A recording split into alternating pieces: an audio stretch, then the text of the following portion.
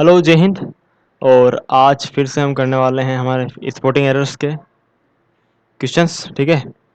और आज आप देखेंगे कि चीज़ें कैसे रिपीट होती हैं। अगर आपने पार्ट 1, 2, 3 देखे हैं तो आज आपको बहुत मज़ा आने वाला है, और नहीं देखा है फिर भी मज़ा तो आएगा, ठीक है। ये मज़ा तो मैं सबको दूंगा। चलो, तो क्वेश्चन नंबर 66 देखो। We must work very hard now to making up for the lost time. मैंने आपको कहा था कि idioms, phrases, phrasal verbs, prepositions are very much important, ठीक है। जब आप बात करते हैं एरर स्पोर्टिंग की, या फिर फिल इन द ब्लैंक्स की, या फिर मतलब जो चीज़ें होती हैं, ठीक है। तो ओवरऑल यही चीज़ें होती हैं जो आगे लेकर जाएंगी। अभी देखो, मेकिंग अप फॉर का कोई मतलब नहीं होता है, बल्कि इसके बजाय क्या होता है, मेकअप फॉर होता है। मेकअप फॉर का मतलब होता है कि किसी चीज़ की भरपाई करना, यानी कंपनसेट, ठीक है, किसी चीज़ की भरपाई करना। जैसे हमें बहुत मेहनत से काम करना होगा हमारे खोए हुए समय की भरपाई करने के लिए। Make up for the lost time. Making up नहीं होगा, मेकअप फॉर होगा। ऑप्शन नंबर सी में एरर है। आगे चलते हैं, ठीक है। राइट फ्रॉम हिज चाइल्डहुड ही used to prefer sports then studies. मैंने आपको बताया था पिछले वीडियो में ही कि प्रीफर, जूनियर, सीनियर, इन सब के साथ आता है टू, ठीक है, ना कि देन। तो ऑप्शन नंबर सी में एरर है। इसके साथ ही एक और चीज़ मैं बता देता हूँ आपको, वेरी मच इंपॉर्टेंट है ना, नोट कर लो। ही यूज्ड टू, है ना। जैसे अगर मैं कहूँ कि I used to play games, है ना, यानी मैं गेम खेला करता था। यूज टू प्ले एक पास्ट हैबिट शो कर रहा है ये, कि भाई मैं गेम खेला करता था, ठीक है। I use to play games. अगर आई और यूज्ड के बीच में अगर कोई is, am, are, was, were, be verb अगर आ जाए, ठीक है, ये सारी क्या होती है, बी वर्ब होती हैं। Is, am, are, was, were, be, been, being, ठीक है। तो इनमें से कोई अगर आ जाए तो फिर यूज्ड के बाद जो वर्ब आती है वो आईएनजी वर्ब आती है। क्या आती है, आईएनजी वर्ब, ठीक है। इस कंसेप्ट को लिख लो। अगर मैं ऐसा कहूं कि I was used, I was used playing football, ठीक है। I was used playing football.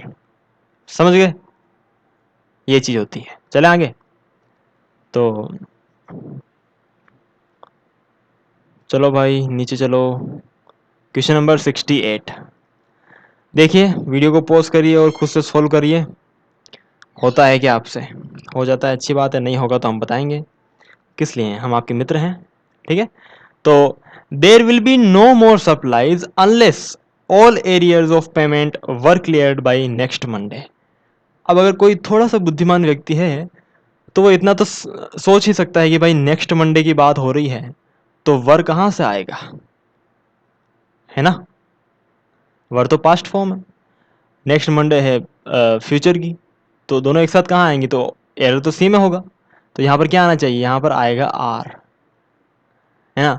अब आप कहेंगे कि आर कैसे आ सकता है सर, फ्यूचर की बात हो रही है तो आर कैसे आएगा। देखो, नियर फ्यूचर को शो करने के लिए आप सिंपल प्रेजेंट टेंस का यूज करते हैं, इसलिए आपका यहां पर आएगा आर, ठीक है। समझ गए बात को। क्वेश्चन नंबर 69 देखो। After her latest experience of एव टेस्टिंग, देखो एव टेस्टिंग नहीं होता है, एव टीजिंग होता है। एव टीजिंग का मतलब क्या होता है, एव मतलब होता है शाम, टीजिंग मतलब किसी को परेशान करना, ठीक है। तो आते जाते गर्ल्स को अगर कोई परेशान करता है ना, छेड़छाड़ करता है, तो उसे आप बोलते हैं एव टीजिंग। टेस्टिंग नहीं होता है पहली बात तो, लेकिन ये एरर नहीं होगा, यहाँ पर शायद कुछ और एरर होगा, देखते हैं। After her latest experience of eve teasing she seems worried. यहाँ पर वरिड क्या है, वरिड यहाँ पर वर्ब नहीं है बेटा, ठीक है। यहाँ पर वरीड वर्ब नहीं है बेटा, क्या है? चिंतित होना, यानी ये यहाँ पर एडजेक्टिव है। क्या है? एडजेक्टिव। समझ रहे हो ना? आपके इसमें वो पार्ट्स ऑफ स्पीच भी तो आता है सीडीएस में, तो ये चीज भी ध्यान रखना, ठीक है? शी सीम्स वरीड, वह चिंतित दिखाई दे रही थी, है ना? चिंतित होना, यानी वो कैसी थी? चिंतित थी, यानी उसकी एडजेक्टिव है ये, ठीक है? उसकी विशेषता बता रहा है कि उस समय वो कैसी थी। तो after her latest experience, sorry, after her latest experience of eve teasing, she seems worried as to how she would reach her office every day. वह चिंतित दिख रही थी, ठीक है? पास्ट टेंस है, तो वुड आया है, वुड प्लस वी1 आया है, नो एरर, यहाँ पर कोई भी एरर नहीं है, ऑप्शन नंबर डी। और ये टेस्टिंग की जगह ये होगा TEASING, ठीक है? एव टीजिंग, है ना? ये तो एरर हो नहीं सकता यार, तो डी एरर ही होगा, ठीक है? क्योंकि ऐसे एरर नहीं पूछता है सीरियस कि आपको स्पेलिंग का एरर दे देगा भाई। एरर फाइंड आउट करो, ऐसे बचकानी हरकत नहीं करते हैं, ठीक है? आगे चलिए, तो he is every bit as guilty as I. ये बता दो, बहुत ही प्यारा क्वेश्चन है।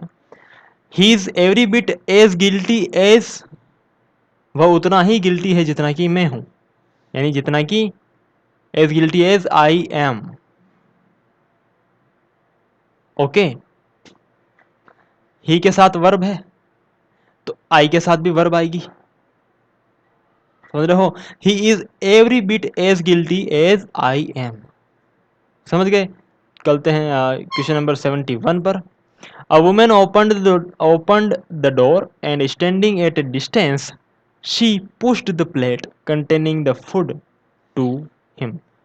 उसने प्लेट को पुश किया टू हिम, उसकी तरफ। ए वुमेन ओपनड द डोर, यानी पास्ट में चल रहा है sentence, standing at a distance she pushed, है ना? अब यहाँ स्टैंडिंग वर्ब नहीं है, ये स्टैंडिंग यहाँ पर वर्ब नहीं है, ध्यान रखना, ठीक है? ये उसकी स्टेट को बता रहा है कि वो खड़ी थी, है ना? ऐसा नहीं मत सोचना कि भाई स्टैंडिंग वर्ब है। अ वुमेन ओपनड, ये वुमेन के लिए जो वर्ब है ना वो आ चुकी है। A women opened the door and standing, वहां खड़े होते हुए, वहां खड़े खड़े, ठीक है? At a distance she pushed, फिर से शी आया है, ठीक है? ये हमारा सब्जेक्ट, इसकी वर्ब इसके साथ है पुश्ड, ठीक है? तो ये वुमेन की वर्ब इसके साथ है, स्टैंडिंग वर्ब नहीं है, ध्यान रखना, ठीक है? ये क्या हो सकती है? ये नाउन हो सकती है, और नाउन को आप क्या बोलते हैं बताओ? जिरंड बोलते हैं ना, जिरंड, तो ये जिरंड है, ठीक है? जो वर्ब की नाउन फॉर्म होती है उसे बोलते हैं जिरंड। तो वहां खड़े खड़े उसने क्या किया? Pushed the plate containing the food to him, उसकी तरफ तक रहा। तो option number D, no error. चलते हैं आगे।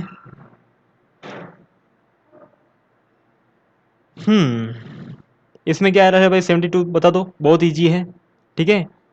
मुझे लिखकर बताइए इसका आंसर क्या है तुरंत। और अब देखते हैं question number 73। He is one of those few post colonial writer. मैंने आपको बताया था one of, every one of, ठीक है? ईच ऑफ, मैनी ऑफ, जब भी ऑफ आएगा ना, ऑफ के बाद जो है सारी चीजें क्या आती हैं? प्लूरल आती है, ठीक है? तो he is one of those few post colonial writers, ठीक है? और क्योंकि यहाँ पर वन ऑफ है, वन क्या है? सिंगुलर है, तो इसके हिसाब से यहाँ पर प्रोनाउन आया है हु, सिंगुलर प्रोनाउन, है ना? और उसी के हिसाब से वर्ब भी आई है सिंगुलर, बिलीव्स, है ना? सारी चीजों को जोड़कर देखो, तब आएगा आपको पढ़ाई करने में मजा, ठीक है? तो he is one of those few colonial writers who believes that this talk about colonialism has gone। colonialism ये क्या है? नाउन है, सिंगुलर नाउन है ना, तो हैज आया है के साथ V3 आया है ना? Present perfect tense, too far, ठीक है? Too far and has turned it. अब मैं यहाँ पर एक कंसेप्ट और निकल कर आता है। मैं पूरा सेंटेंस क्यों पढ़ता हूँ? एरर तो मैंने यही निकाल लिया, लेकिन पूरा सेंटेंस पढ़ने का मतलब है कि बहुत सी चीज़ें होती है समझाने को, ठीक है? अब देखो, टू के साथ हमेशा नेगेटिव चीज़ आती है, जैसे कि टू बेड, है ना? ये एक कंसेप्ट है। टू के साथ हमेशा कभी भी गुड नहीं आएगा, ठीक है। टू के साथ हमेशा बुरी चीज ही आती है, टू बैड, टू लेजी, ठीक है, टू बुद्धू, है ना, जैसे कि समझ रहे हो। तो नेगेटिव चीज आती है। अब पॉजिटिव चीज कभी नहीं आती टू के साथ, टू ये अपने आप में नेगेटिव है, ठीक है। चले आगे। और एक कंसेप्ट तो मैंने आपको पहले बताया था, टू मच और मच टू, वो तो पता है ना। चलो फिर से बता दूं क्या? देखो, मच टू, अब ये अपने साथ लेता है एडजेक्टिव, जैसे कि मच टू डिफिकल्ट, ठीक है। और अगर मैं लिखूं टू मच, ये क्या है? एडवर्ब है, ठीक है। तो ये एडजेक्टिव को क्या करता है? मॉडिफाई करता है। अगर मैं लिखूं टू टू टू मच, तो टू मच के बाद आता है नाउन, जैसे टू मच। अगर मैं लिखूं टू मच बेड, तो क्या ऐसा ही होगा? गलत होगा, है ना, क्योंकि टू मच के बाद क्या आता है? नाउन आता है। बेड क्या है? एडजेक्टिव है, जो कि मच टू के बाद आता है। तो too much painful, too much painful होगा या टू मच पेन होगा? पेन होगा, ठीक है, पेनफुल नहीं होगा। अगर मैं लिखूं कि पेनफुल, तो क्या होगा? Much too painful. समझ गए? अगर मैं थोड़ा फास्ट हूं तो वीडियो को रिवाइंड कर लो, ठीक है, और इस चीज़ को दोबारा देख लो, वेरी मच इंपॉर्टेंट। चलते हैं आगे क्वेश्चन नंबर 74 की तरफ। तो put you in my position and you would realise the problems faced in my profession. तो जब कभी ऐसा हो कि आपको अगर कोई अंदाज़ा नहीं हो रहा हो इंग्लिश में एरर का, ठीक है, तो आप हिंदी में भी उसको ट्रांसलेट करके देख सकते हो, आपको एरर समझ में आ ही जाएगा। तो put you in my position, है ना, put you in my position. अगर मैं कहूँ कि खुद को मेरी जगह रख कर देखो, तो मैं क्या कहूँगा? खुद को, यानी तुम खुद को, यानी कि योर सेल्फ, योर सेल्फ आएगा, ना कि यू, योर सेल्फ आएगा, ठीक है। एक रिफ्लेक्सिव प्रोनाउन यहाँ पर यूज होगा। तो put your self in my position, तुम खुद को मेरी जगह रख कर देखो, और तब तुम्हें रियलाइज होगा कि कितना मेरी प्रोफेशन में कितनी सारी परेशानियां हैं। हम कहते हैं ना कि टीचिंग आसान होता है, कुछ नहीं होता आसान, ठीक है। ज़िंदगी में सिर्फ एक चीज़ आसान है, मृत्यु, उसके अलावा सब कुछ मुश्किल है, ठीक है। चलो, your association is doing good work and we would like to help it in meaningful way, help it in a meaningful way, ठीक है। क्वेश्चन नंबर 76 देखो। He asked me if I know, भाई पास्ट टेंस से शुरुआत हुई है ना, तो सेंटेंस पास्ट में ही होगा, जब तक कि वो सेंटेंस कोई कोट ना हो या फिर कोई यूनिवर्सल ट्रुथ ना हो। मैंने आपको बताया था पिछले वीडियो उसमें, है ना, ये वाला रूल, भूले तो नहीं? फिर से रिपीट हुआ है, चीज़ें रिपीट होंगी, ठीक है। और जो रूल आपने एक बार लिख लिया वो दोबारा मत लिखना, है ना, क्योंकि कुछ फिक्स रूल होंगे, 30 से 35 रूल्स वही बार बार रिपीट होंगे, बार बार रिपीट होंगे, ठीक है। तो ये PYQ सोल्व करवाने का मेरा मकसद यही है कि आपको अंदाज़ा हो जाए कि क्या क्या चीज़ें हैं जो CDS पूछता है, उससे बाहर कुछ नहीं पूछता है, ठीक है। फिर जब ये वीडियोस पूरे हो जाएंगे तो मैं एक वीडियो और बना दूंगा जिसमें इन सब रूल्स को स्पेसिफिकली लिख दूंगा कि CDS ने अभी तक कितने रूल्स पर बेस्ड एरर स्पॉटिंग के क्वेश्चंस दिए हैं, ठीक है, समझ गए। लेकिन अभी प्रैक्टिस सेशन है तो अभी फोकस करो और ध्यान से देखो, ठीक है। तो ही asked me if I knew, new आएगा यहाँ पर, नो नहीं आएगा, कि भाई पास्ट में सेंटेंस है तो पास्ट में ही होगा, जब तक कि वो सेंटेंस कोई कोट या यूनिवर्सल ट्रूथ ना हो। अब इस चीज़ से मेरा क्या मतलब है? अगर पिछले वीडियो आपने देखे होंगे तो आपको पता होगा, लेकिन अगर आप पहली बार इस वीडियो को देख रहे हैं तो मैं बता देता हूँ कि अगर मैं कोई कोट लिखता हूँ या कोई यूनिवर्सल ट्रूथ कहता हूँ ना, तो वो हमेशा सिंपल प्रेजेंट टेंस में होता है। जैसे यूनिवर्सल ट्रूथ का मैं एग्जांपल दूँ तो अर्थ मूव्स राउंड द सन, यानी अर्थ जो है वो सूर्य के चारों तरफ घूमती है ना।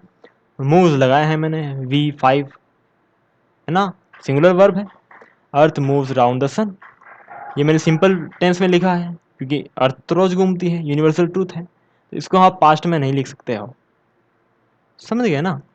ऐसा नहीं लिख सकता हूं मैं कि the earth moved around the sun, ठीक है। तो जो आपका कोट है और जो आपका यूनिवर्सल ट्रूथ है वो सिंपल प्रेजेंट टेंस में आता है, ठीक है। तो इस रूल में हमारा रूल ये था कि अगर कोई सेंटेंस पास्ट में बिगिन हुआ है तो वो पास्ट में ही कंटिन्यू रहेगा, और जो नो है ना ये आपकी V1 है। क्या है? V1। और पास्ट की वर्ब क्या होती है? V2, new. समझ गए बात को? पेन का कलर चेंज कर लूँ मैं आज? मन हो रहा है करने को, कर लेता हूँ, ठीक है। क्वेश्चन नंबर 77, क्योंकि चीज़ें बोरिंग लगने लगती है एक जैसी हो तो, इसीलिए चलो आगे चलते हैं। Fish and chips is my favourite dish for lunch. अगर आपने पिछले वीडियो देखे हैं तो आपको अंदाज़ा हो गया होगा कि एक क्वेश्चन आया था हमारे पास जिसमें था कि bread and butter is all we want. ये था ना क्वेश्चन? तो क्या सही था या इसमें कोई एरर था? ये बिल्कुल सही था, क्योंकि ब्रेड एंड बटर दोनों चीज़ें एक साथ में होती हैं, है ना, जब हम खाते हैं तो हमें क्या चाहिए? ब्रेड एंड बटर चाहिए, मतलब खाना चाहिए, तो वो सिंगुलर में काउंट होता है, तो सिंगुलर वर्ब आएगी इज, करेक्ट है। यहाँ पर देखो फिश एंड चिप्स, इनका कोई मेल है? हाँ, फिश एंड चिप्स क्या है, कोई डिश है क्या? तो फिश एंड चिप्स आर आएगा यहाँ पर, are my favourite dish for lunch. फिर तो डिश भी नहीं आ सकता, डिशेस थोड़ी आता है, डिश ही आता है ना, ठीक है। तो यहाँ पर आर होगा कुल मिलाकर, ठीक है, समझ गए। चलो आगे चलते हैं। वन ऑफ द पेक्युलरिटीज, देखो वन ऑफ आया है ना, तो ऑफ के बाद क्या आया है? Plural noun. पेक्युलरिटीज बताया था ना मैंने, one of, each of, every one of, some one of. Of कभी भी आएगा उसके बाद हमेशा प्लूरल चीज़ें ही आएंगी, ठीक है। फिर से रिपीट हो गया है, तीसरी बार रिपीट हो गया आज, मतलब आज के वीडियो में दूसरी बार रिपीट हो गया है ये रूल।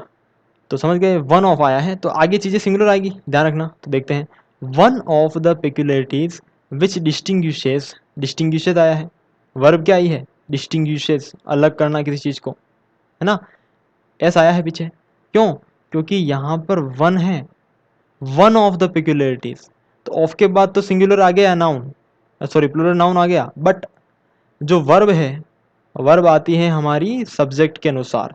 सब्जेक्ट क्या है? वन, तो वन के हिसाब से सिंगुलर वर्ब आई है डिस्टिंग्विशेस, ठीक है। डीप में समझाने का मेरा तात्पर्य यही है कि भाई आप चीज़ों को अच्छे से समझें, है ना, और भूले नहीं, रट्टा नहीं मारना है, समझना है। One of the peculiarities which distinguishes the present age is the multiplication of books. इसमें कोई एरर है क्या? इसमें नो एरर, कोई एरर नहीं है। क्वेश्चन नंबर 79 देखो, if you had just hinted at your difficulty I would most I would most certainly help you. अब आप मुझे इतना बताएंगे कमेंट सेक्शन में कि यहाँ पर डिफिकल्टी क्या है, नाउन है, वर्ब है, एडवर्ब है, या एडजेक्टिव है, बताएंगे मुझे, ठीक है। ये आपका पार्ट ऑफ स्पीच का एक क्वेश्चन हो गया आपके लिए। और वहाँ पर बताने से पहले आप यहाँ पर क्वेश्चन नंबर 79 करके फिर डालेगा अपना आंसर, ठीक है, ताकि मैं देख सकूँ। तो if you had just hinted, head के बाद V3 आया है, यानी पास्ट परफेक्ट टेंस है इफ क्लोज में, तो आगे क्या आएगा? मैंने आपको पिछले वीडियो में बता रखा है, आगे आएगा वुड हैव प्लस V3। बताया था नहीं बताया था? बताया था ना, ठीक है। जो साइड में आई बटन आ रहा है उस पर क्लिक करोगे ना, तो उस वीडियो में मैंने बताया है, हर वीडियो में बताता हूँ ये चीज़ तो मैं, ठीक है। If you had just hinted at your difficulty I would have most certainly help you, ठीक है। तो हैव कहाँ आएगा? यहाँ पर आएगा, है ना, आएगा ना, यहाँ पर आएगा। I would most certainly have helped you, helped आएगा पहली बात, तो हेल्प तो आएगी नहीं क्योंकि वुड हैव प्लस V3 आता है, ठीक है ना। और एक और चीज़ मैंने आपको बताई थी, रिपीट कर देता हूँ मैं, क्योंकि ये बहुत अच्छी चीज़ है कि बार बार रिपीट कर देना चीज़ों को ताकि माइंड में बनी रहे।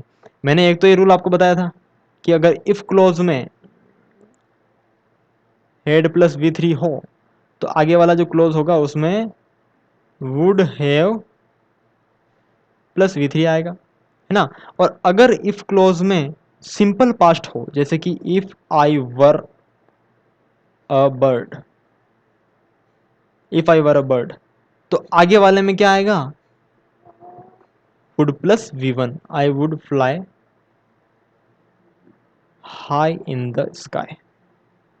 ठीक है, वुड प्लस V1 आएगा अगर इफ क्लोज में सिंपल पास्ट हो।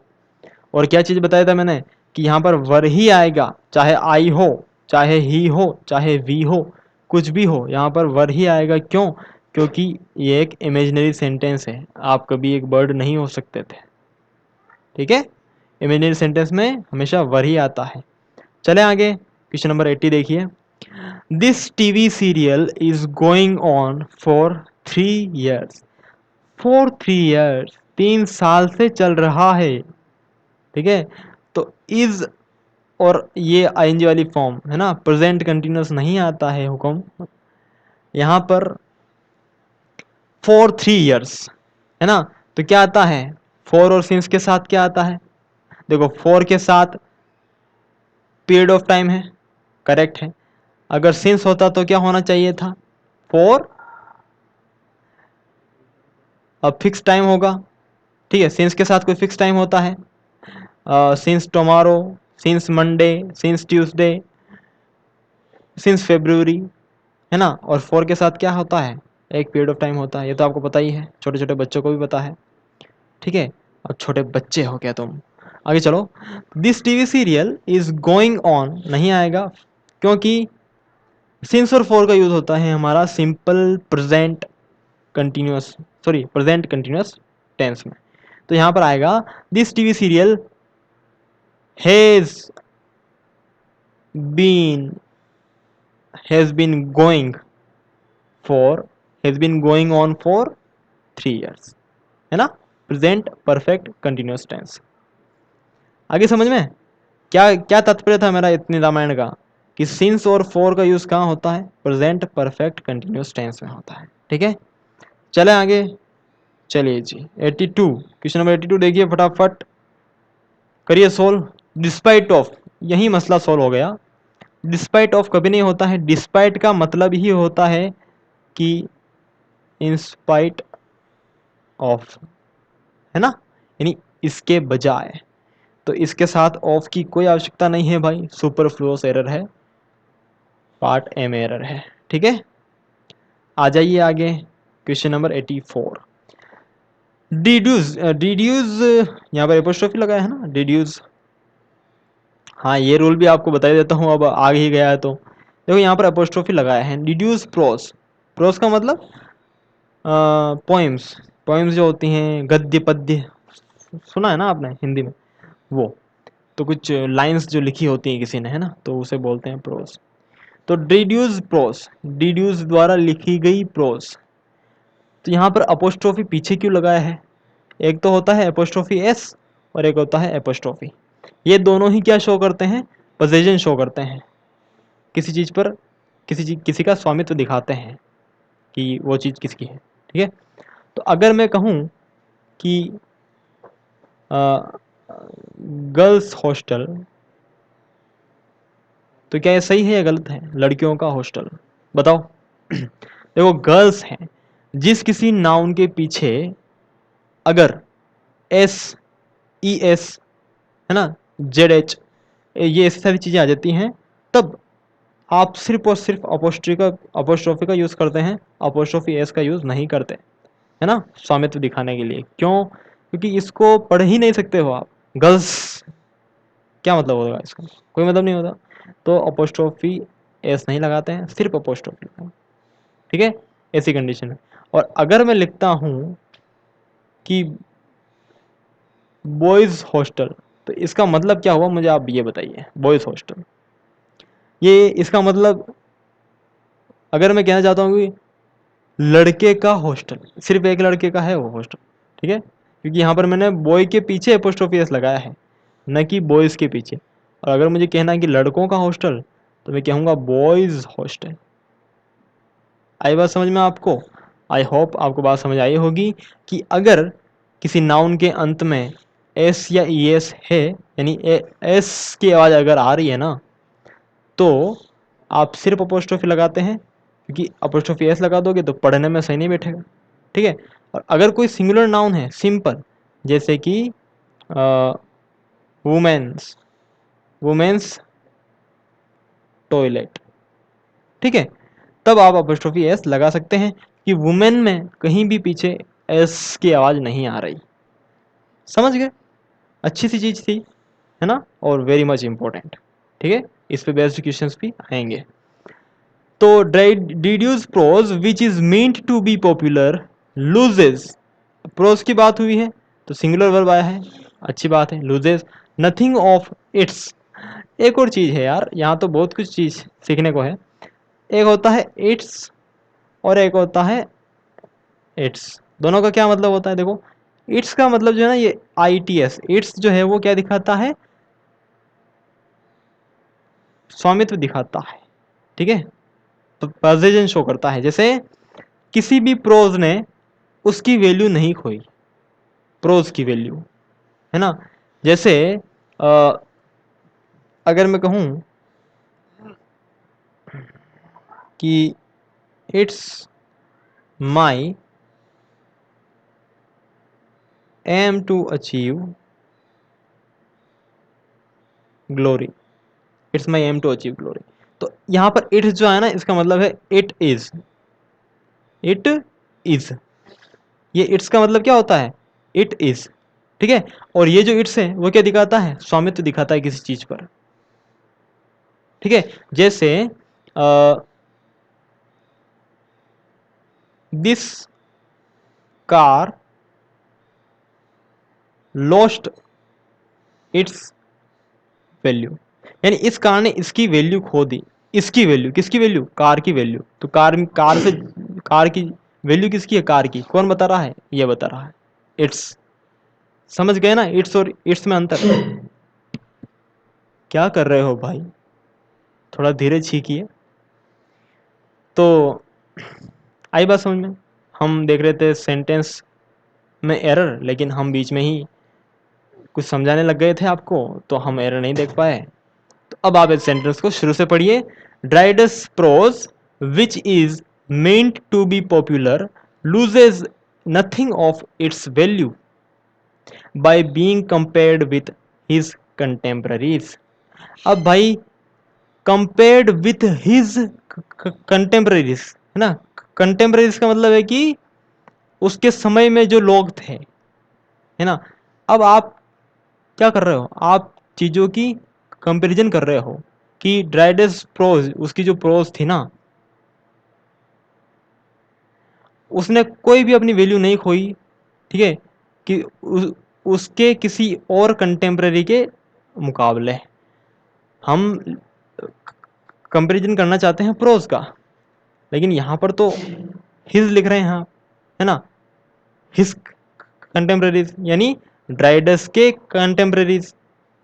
तो तुलना यहाँ से यहाँ कैसे कर रहे हो आप? देखिए, जैसे सिंपल एग्जांपल दूं मैं आपको, बहुत ही प्यारा एग्जांपल, ध्यान से समझना, ठीक है, कि he has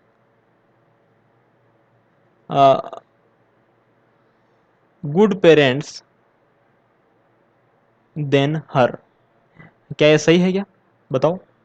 he has good parents then हर,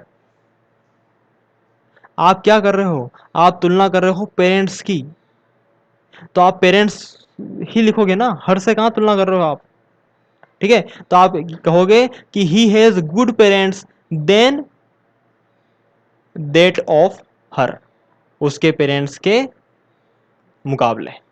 समझ रहे हो? Than that of. तो इसी प्रकार से यहां भी हो जाएगी, प्रोज की तुलना कर रहे हो, है ना। लेखन की तुलना लेखन से ही होगी, किसी व्यक्ति से नहीं होगी। तो loses nothing of its values by being compared with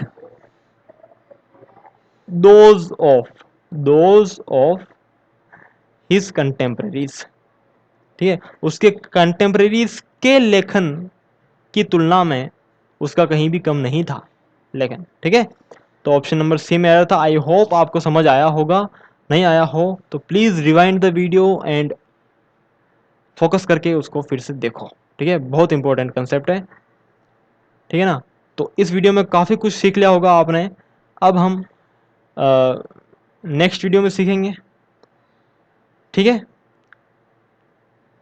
और अगर आप चाहें तो क्वेश्चन नंबर 85 और 86 का आंसर मुझे नीचे कमेंट सेक्शन में लिख सकते हैं। ठीक है, ये तो मैं ही बताता हूँ 86 तो आपको। ठीक है, ये भी इंपॉर्टेंट चीज़ है। देखो, कुछ स्टैटिक वर्ब्स होती हैं जैसे कि नो, माइंड, और क्या होता है भाई, नो होता है, एक होता है लव, एक होता है हेट, एक होता है हियर यानी सुनना। ठीक है, तो ये जो स्टैटिक वर्ब होती है ना, इनके पीछे आईएनजी नहीं आता। एक है स्मेल, है ना, तो इनके पीछे आईएनजी नहीं आता है। ठीक है, जैसे कि यहाँ पर देखो, at this turn off conversation Vikram blurt out that he was not knowing me. Knowing me, वह मुझे नहीं जान रहा था। जान रहा क्या होता है बताइए, या तो आप जानते हो या नहीं जानते हो। जान रहे हो का क्या मतलब होता है, तो नोइंग नहीं आएगा, ऑप्शन नंबर बी में एरर है। सिंपल सी चीज़ है। आई होप ये आपको वीडियो अच्छा लगा होगा। ठीक है, अच्छा लगा हो तो लाइक कर दीजिएगा, नहीं लगा हो तो डिसलाइक कर दीजिएगा, आपको पूरी आज़ादी है। और अब मैं चलता हूँ। मैं राजस्थान की इस धरती से आपको सादर नमन, और आपके एफर्ट्स जो भी आप दे रहे हैं फौज में जाने के लिए, उनको मेरा प्रणाम। ठीक है, राम राम, खमा गणी, जय हिंद।